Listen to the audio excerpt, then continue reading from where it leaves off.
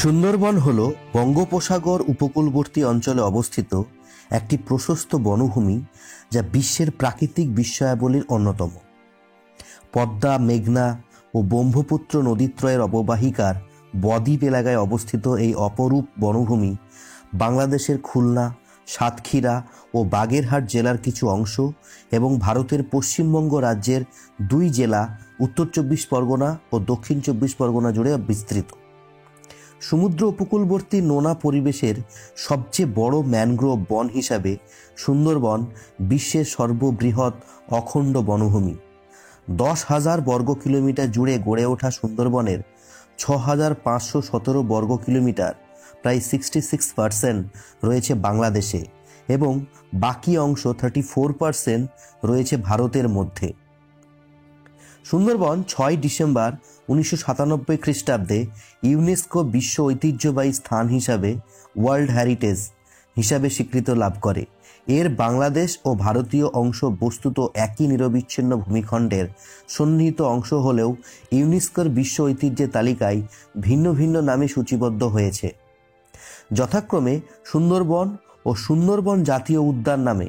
এই সুরক্ষা সত্ত্বেও IUCN red list of ecosystem ফ্রেমওয়ার্কের অধীনে 2020 সালের মূল্যায়নে ভারতীয় সুন্দরবনকে বিপন্ন বলে মনে করা হয়েছিল। সুন্দরবনকে জালের মতো জড়িয়ে রয়েছে সামুদ্রিক স্রোতধারা, কাদাচর এবং ম্যানগ্রোভ বনভূমির লবণাক্ত সহ ক্ষুদ্রায়তন দ্বীপমালা। মোট বনভূমির 31.1% অর্থাৎ 18,074 বর্গ কিলোমিটার জুড়ে রয়েছে নদীনালা, খাঁড়ি, বিল মিলিয়ে জলাকীর্ণ অঞ্চল। বনভূমিটি স্বনামে বিখ্যাত রয়্যাল বেঙ্গল টাইগার ছাড়াও নানা ধরনের পাখি, চিত্রা, হরিণ, কুমির ও সাপ সহ অসংখ্য প্রজাতির প্রাণীর আবাসস্থল হিসাবে পরিচিত। জরিপ মোতাবেক 106টা বাঘ, 1 লক্ষ থেকে 1.5 লক্ষ চিত্রা হরিণ রয়েছে এখন সুন্দরবন এলাকায়। 1992 সালের 21 মে সুন্দরবন রামসার স্থান হিসাবে স্বীকৃতি লাভ করে। সুন্দরবনে প্রতি বছর হাজার হাজার পর্যটক ঘুরতে আসে। প্রতি বছর দেশ বিদেশের অসংখ্য পর্যটক সুন্দরবনের অপরূপ সৌন্দর্যে মুগ্ধ হয়ে সুন্দরবন ভ্রমণ করার মাধ্যমে প্রকৃতি থেকে বিভিন্ন জ্ঞান অর্জন করে। সর্বাধিক প্রচুর গাছের প্রজাতি হল সুন্দরী এবং গেওয়া। বনে 290টি পাখি, 120টি মাছ, 42টি স্তন্যপায়ী, 35টি সরীসৃপ এবং 8টি উভয়চর প্রজাতি সহ 453টি বন্যপ্রাণীর বাসস্থান রয়েছে। মাছ এবং কিছু অমেরুদণ্ড প্রাণী ছাড়াও অন্য বন্যপ্রাণী হত্যা বা দখলের উপর সম্পূর্ণ নিষেধাজ্ঞা থাকা সত্ত্বেও মনে হচ্ছে বিংশ শতাব্দীতে হ্রাসপ্রাপ্ত জীববৈচিত্র্য বা প্রজাতির ক্ষতির একটা সামঞ্জস্যপূর্ণ প্যাটার্ন রয়েছে এবং বনের পরিবেশগত গুণমানও হ্রাস পাচ্ছে। পশ্চিমবঙ্গের সুন্দরবন জাতীয় উদ্যানের প্রশাসন ও ব্যবস্থাপনার দায়িত্ব বন অধিদপ্তর। বাংলাদেশে 1993 সালে বন সংরক্ষণের জন্য একটি বন চক্র তৈরি করা হয় এবং এরপর থেকে প্রধান বন সংরক্ষকদের নিযুক্ত করা হয়েছে। উভয় সরকারের কাছ থেকে সংরক্ষণের প্রতিশ্রুতি সত্ত্বেও সুন্দরবন প্রাকৃতিক এবং মানবসৃষ্ট উভয় কারণে হুমকির মুখে রয়েছে। 2007 সালে ঘূর্ণিঝড় শিররের ভূমিধসের কারণে প্রায় 40% সুন্দরবন ক্ষতিগ্রস্ত হয়। সমুদ্রের জলস্তর বৃদ্ধি এবং স্বাদু জলের সরবরাহ হ্রাসের কারণে বনটি বর্ধিত সালিনিটিতে ভুগছে। আবার 2009 সালের মে মাসে ঘূর্ণিঝড় আইলা ব্যাপক হতাহতের সাথে সুন্দরবনকে বিধ্বস্ত করে। এই ঘূর্ণিঝড়ে কমপক্ষে 1 লক্ষ মানুষ ক্ষতিগ্রস্ত হয়। প্রস্তাবিত কয়লাচালিত রামপাল বিদ্যুৎ কেন্দ্রটি বাংলাদেশের খুলনার বাগেরহাট জেলার রামপাল উপজেলা সুন্দরবন থেকে 14 কিলোমিটার উত্তরে অবস্থিত। ইউনেস্কোর 2016 সালের একটি প্রতিবেদন অনুসারে এই অনন্য ম্যানগ্রোভ অরণ্যের আরও ক্ষতি করবে বলে ধারণা করা হচ্ছে। বাংলায় সুন্দরবনের আক্ষরিক অর্থ সুন্দর জঙ্গল বা সুন্দর বনভূমি। সুন্দরী গাছ থেকে সুন্দরবনের নামকরণ হয়ে থাকতে পারে, যা সেখানে প্রচুর জন্মায়। অন্যান্য সম্ভাব্য ব্যাখ্যা এরকমও হতে পারে যে এর নামকরণ হয়তো হয়েছে সমুদ্র বন বা চন্দ্র বাঁধে প্রাচীন আদিবাসী থেকে আসছে। তবে সাধারণভাবে ধরে নেওয়া হয় যে সুন্দরী গাছ থেকেই সুন্দরবনের নামকরণ হয়েছে। সুন্দরবন স্থানীয়ভাবে বাদা বা বাদাবন, হুলোবন, সুলোবন, মাল, মহাল হিসেবে পরিচিত। বাদা মানে জোয়ার ভাটা বয়ে যায় যে বনে। ব্রিটিশ উপনিবেশের সময় এই বাদার নাম হয়ে যায় মহাল, মধুমহাল ও গোলমহাল।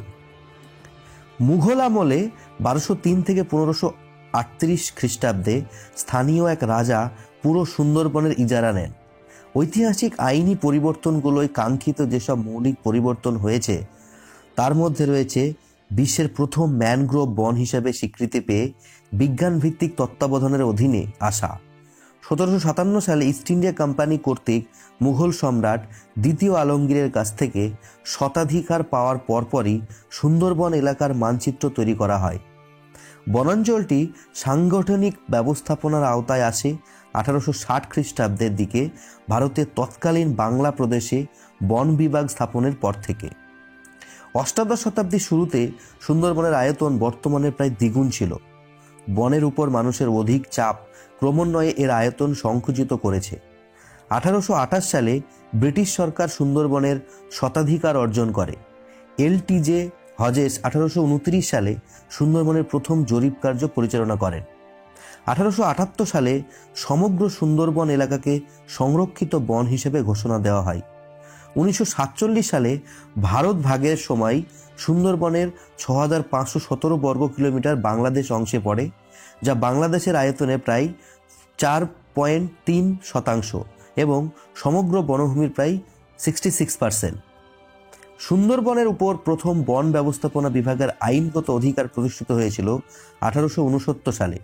1965 সালের বন আইন ধারা 8 মোতাবেক সুন্দরবনের একটি বড় অংশকে সংরক্ষিত বনভূমি হিসেবে ঘোষণা দেওয়া হয়। 1875 থেকে 76 সালে পরবর্তী বছরের মধ্যেই বাকি অংশও সংরক্ষিত বনভূমির স্বীকৃতি পায়।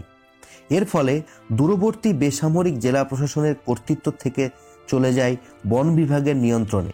পরবর্তীকালে 1879 সালে বন ব্যবস্থাপনার জন্য প্রশাসনিক একক হিসাবে বন বিভাগ প্রতিষ্ঠিত হয়, যার সদর দপ্তর ছিল খুলনাতে।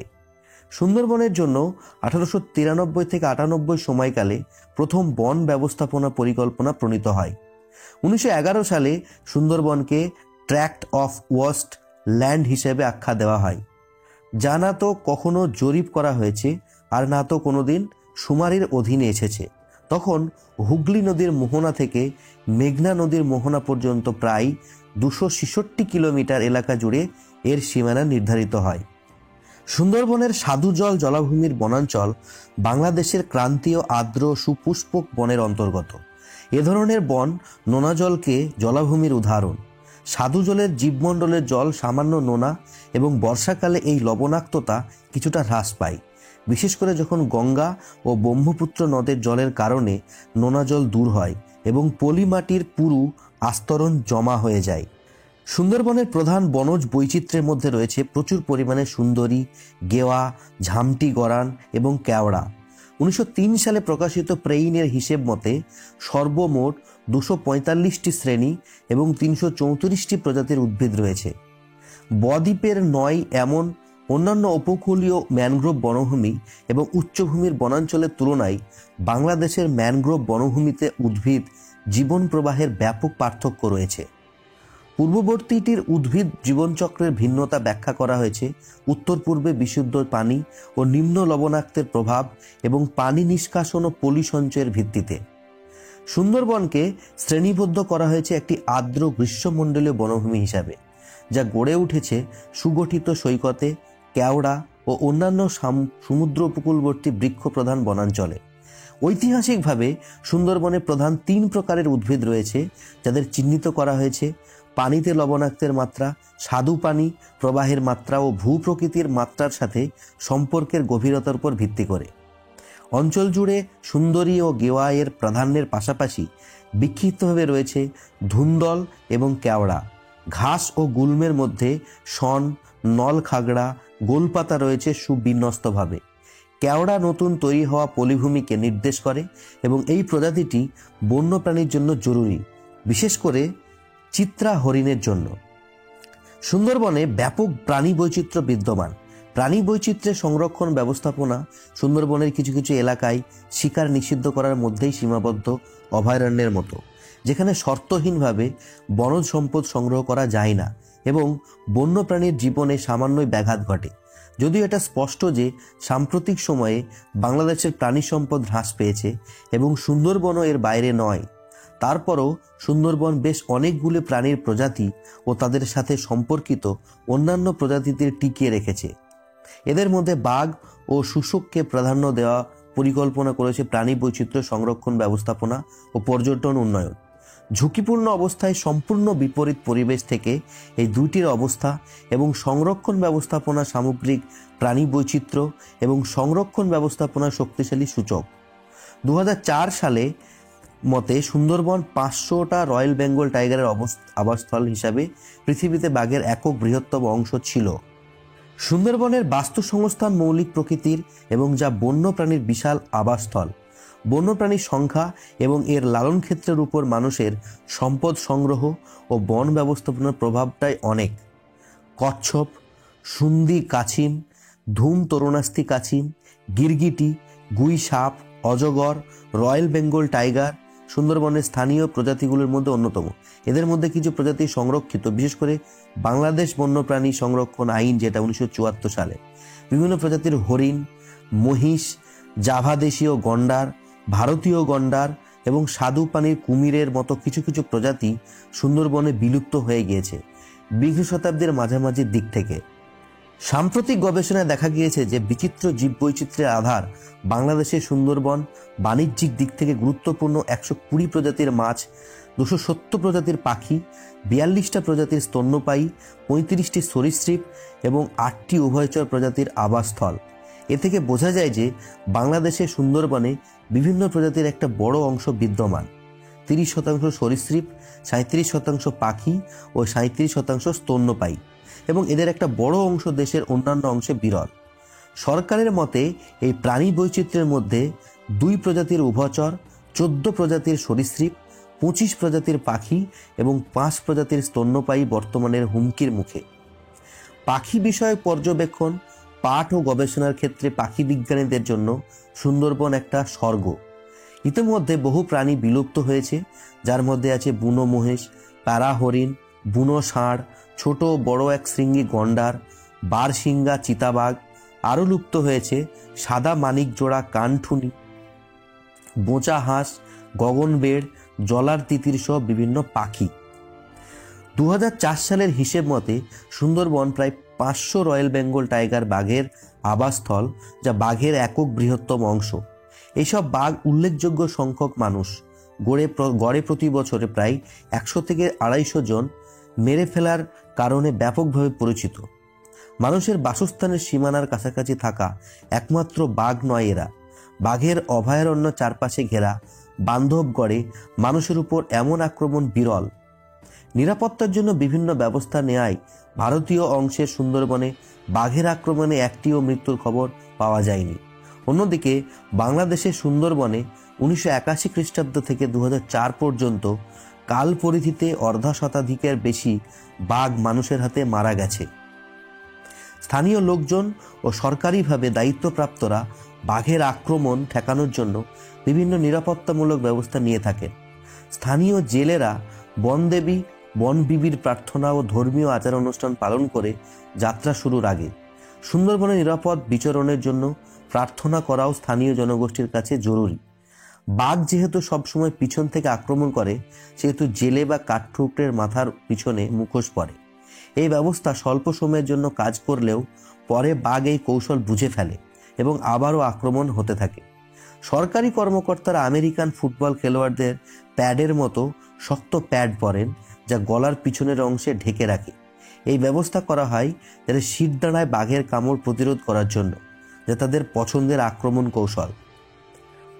সুন্দরবনের সামুদ্রিক মাছের উপর পূর্বাপার কোনো বৈজ্ঞানিক গবেষণা হয়নি। ফলে মাছের বর্তমান অবস্থা, বিলুপ্ত মাছ, বিলুপ্তপ্রায় মাছের উপর উপাত্ত নির্ভর তথ্য পাওয়া যায় না। শুধু মানুষ যেসব মাছ খায় এবং যেসব মাছ রপ্তানির উপযোগী সেই সব মাছ চিহ্নিত করা হয়েছে। ধারণা করা হয় সুন্দরবনে শিরদাঁড়াওয়ালা মাছ রয়েছে প্রায় 300 প্রজাতির। সাইডেন স্টিকার ও হাই এর পরিপ্রেক্ষিতে 1978 সালের মতে এর মধ্যে বাণিজ্যিক মাছ 120 প্রজাতির, অবশ্য বার্নাকসেকের মতে বাণিজ্যিক মাছ 84টি প্রজাতির, তার মধ্যে কাঁকড়া চিংড়ি 12 প্রজাতির ও 9 প্রজাতির শামুক রয়েছে। সুন্দরবনের সবচেয়ে পরিচিত মাছ হচ্ছে পার্শে মাছ। 16 সেন্টিমিটার পর্যন্ত লম্বা এই মাছটি জঙ্গলের সর্বত্র প্রচুর পরিমাণে পাওয়া যেত, এখনও পাওয়া যায় খুব কম। পার্শেরই জাত ভাই বাটা ভাঙান, ভাঙাল, গুলবাটা, খরুল ভাঙান আজকাল খুব কম ধরা পড়ে। খরশুলা বা খোল্লা অত্যন্ত সুস্বাদু মাছ, বনের নদী খালে এদের তেমন আর দেখতে পাওয়া যায় না। বনের বলেশ্বর কুঙ্গা নদীতে যথেষ্ট ইলিশ ধরা পড়ে। 2 প্রজাতির ইলিশের মধ্যে চন্দনা ইলিশ কম পাওয়া যায়। 4 প্রজাতির ফ্যাসা মাছের মধ্যে রাম ফ্যাসাও কম পাওয়া যায়। বৈরাগী মাছের সংখ্যাও কমে গেছে। সুন্দরবনের ভেতর পোড়ামহল, আন্ধারমানিক, জোংরা, সুবদিগুবদি এলাকার মাঝারি আকারের বিলগুলোতে বর্ষায় জল আটকে যায়, কোথাও জোয়ারের জলও ঢুকে পড়ে। এই বিলগুলির জল থেকে জল মিষ্টি জলের, এখানে মিষ্টি জলের মাছও পাওয়া যায়। কই, শিঙি, মাগুর, টাকি শোল ছাড়াও ট্যাংরা, পুঁটি, খোলসে, চেঁড়া, দারকুনি, কুচো চিংড়ি সহ নানা বিভিন্ন মাছ। সুন্দরবনে বর্তমানে 13 ধরনের পদ্ধতিতে মাছ ধরা হয়। ঠেলা জাল, রকেট জালের ছিদ্র খুব ছোট হওয়ায় চারা মাছ এবং মাছের ডিম মারাত্মকভাবে ক্ষতিগ্রস্ত হয়, তবে বিষ প্রয়োগে মাছ মারায় সবচেয়ে বেশি ক্ষতি হয়। সুন্দরবনের জনসংখ্যা 4 মিলিয়নের বেশি, কিন্তু এর বেশিরভাগই স্থায়ী জনসংখ্যা নয়। পশ্চিমবঙ্গের সুন্দরবন জাতীয় উদ্যান একটি জাতীয় উদ্যান বা ন্যাশনাল পার্ক, টাইগার রিজার্ভ এবং একটি জীবমণ্ডল সংরক্ষণ নিয়ে গঠিত। এটি গঙ্গার দ্বীপ এবং বাংলাদেশের অন্তর্গত সুন্দরবন সংলগ্ন সুন্দরবনের পশ্চিম অংশে অবস্থিত। বদ্বীপ এলাকাটি ঘন ম্যানগ্রোভ বন দ্বারা আচ্ছাদিত এবং বেঙ্গল টাইগারের জন্য বৃহত্তম বাসস্থানের মধ্যে একটি। এখানে লবণাক্ত জলের কুমিরের সাথে বিভিন্ন প্রজাতির পাখি, সরীসৃপ প্রজাতি রয়েছে। বর্তমানে সুন্দরবন জাতীয় উদ্যানটি ছিল 1973 সালে সুন্দরবনের বাঘ সংরক্ষণ মূল এলাকা এবং 1977 সালে বন্যপ্রাণী অভয়ারণ্য হিসেবে ঘোষিত হয়। 4 মে 1984 সালে জাতীয় উদ্যান হিসেবে ঘোষণা করা হয়। সজনেখালি বন্যপ্রাণ অভয়ারণ্য হচ্ছে ভারতের পশ্চিমবঙ্গ রাজ্যের দক্ষিণ 24 পরগনা জেলার সুন্দরবনের সজনেখালি নামক স্থানে অবস্থিত একটি বন্যপ্রাণ অভয়ারণ্য। এটির আয়তন 362 বর্গ কিলোমিটার। 1960 সালে পশ্চিমবঙ্গ সরকার এটিকে অভয়ারণ্য ঘোষণা করে। 1976 সালে তা পুনরায় ঘোষিত হয়। হ্যালিডে দ্বীপ বন্যপ্রাণ অভয়ারণ্য হচ্ছে ভারতের পশ্চিমবঙ্গ রাজ্যের দক্ষিণ 24 পরগনা জেলায় অবস্থিত একটি বন্যপ্রাণ অভয়ারণ্য। বঙ্গোপসাগরের নিকটে মাতলা নদীর মুখে প্রায় 6 বর্গ কিমি বনাঞ্চল নিয়ে এই অভয়ারণ্যটি অবস্থিত। এটি 1976 সালে অভয়ারণ্য রূপে ঘোষিত হয়। লথিয়ান দ্বীপ বন্যপ্রাণী অভয়ারণ্য হল ভারতের পশ্চিমবঙ্গর দক্ষিণ 24 পরগনা জেলায় অবস্থিত একটি বন্যপ্রাণী অভয়ারণ্য। বঙ্গোপসাগরের কাছে সপ্তমুখী নদীর মোহনায় এই দ্বীপটি অবস্থিত। 1948 সালে এই বনাঞ্চলটি প্রথম অভয়ারণ্য হিসেবে বিজ্ঞপ্তি হয় এবং 1976 সালে তা পুনরায় ঘোষিত হয়। এই অভয়ারণ্যটি সুন্দরবন বদ্বীপের অংশ বিশেষ। এই জাতীয় উদ্যান অভয়ারণ্যগুলি ছাড়া ভাগবতপুর কুমির প্রকল্প, সজনেখালি পাখিরালয় রয়েছে ভারতের সুন্দরবনে। বাংলাদেশ অংশের সুন্দরবনের আয়তন যতটা বেশি, এই সুন্দরবনের মধ্যে নদী, খাল, খাঁড়ি এগুলোতে প্রায় 1800 বর্গ কিমি চলে গেছে, আর টোটাল আয়তন প্রায় 6517 বর্গ কিলোমিটার। বাংলাদেশ অভয়ারণ্যের মধ্যে সুন্দরবন পূর্ব বন্যপ্রাণ অভয়ারণ্য আছে, সুন্দরবন দক্ষিণ বন্যপ্রাণ অভয়ারণ্য আছে এবং বাংলাদেশে সুন্দরবনের দস্যুতার যে অবসান ঘটেছিল, সুন্দরবনের সাথে প্রত্যক্ষভাবে জড়িত বিভিন্ন পেশাজীবী সম্প্রদায়ের মানুষ ও উপকূলীয় অধিবাসীদের জন্য বিশেষত বাংলাদেশ অংশে সবথেকে বড় আতঙ্কের বিষয় ছিল বনদস্যুদের উৎপাত, ডাকাতি ও অপহরণ।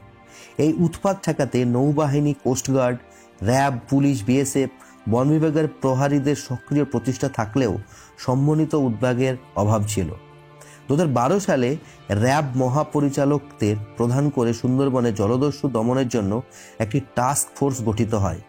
অবশেষে সাংবাদিক মহসিন উল হাকিমের মধ্যস্থতায় 2016 সালের 31 মে মাস্টার বাহিনীর আত্মসমর্পণের মাধ্যমে সুন্দরবনের দস্যুমুক্তকরণ শুরু হয় এবং 1 নভেম্বর 2018 জলদস্যুদের সর্বশেষ 6টি বাহিনী আত্মসমর্পণের মাধ্যমে সুন্দরবনের বাংলাদেশের অংশের প্রায় 400 বছরের জলদস্যুর অবসান ঘটায়। সুন্দরবন নিয়ে প্রচুর সাহিত্যে প্রচুর লেখালেখি হয়েছে। 2004 সালে প্রকাশিত পুরস্কার বিজয়ী নৃতাত্ত্বিক অমিতাভ ঘোষের দ্য হাঙ্গেরি টাইড উপন্যাস লেখা হয়েছিল। সালমান রুশাদির বুকার পুরস্কার বিজয়ী উপন্যাস মিড ওয়ার চিলড্রেন এই কাহিনীর অংশ বেশি সুন্দরবন কেন্দ্রিক ছিল। সুন্দরবনের 7 বছর প্রখ্যাত কথাসাহিত্যে বিভূতিভূষণ দ্বারা উপন্যাসে আছে। বিভিন্ন কথাসাহিত্যিক, পদার্থবিদ্যা, শিক্ষাবিদ এই বাংলাদেশের এবং বাংলা, পশ্চিমবঙ্গ, ভারতের এই সুন্দরবন ভিত্তিক বহু লেখালেখি হয়েছে এবং প্রচুর সিনেমা, যেমন রোয়ার সিনেমাটা বলিউডের, ভারতের, সেটা হয়েছে এবং প্রচুর ভ্রমণ সম্পর্কিত বিভিন্ন চলচ্চিত্র সুন্দরবনকে ঘিরে হয়েছে অলরেডি। অপারেশন সুন্দরবন বাংলাদেশের একটি আসন্ন রোমাঞ্চকর পূর্ণদৈর্ঘ্য চলচ্চিত্র হয়েছে এবং দীপঙ্কর সেনগুপ্ত দীপন চলচ্চিত্রটি নির্মাণ হয়েছে। আশা করি ভিডিওটা ইনফরমেটিভ ছিল। এইরকম ভিডিও দেখতে চ্যানেলটা অবশ্যই সাবস্ক্রাইব করবেন। অনেক অনেক ধন্যবাদ।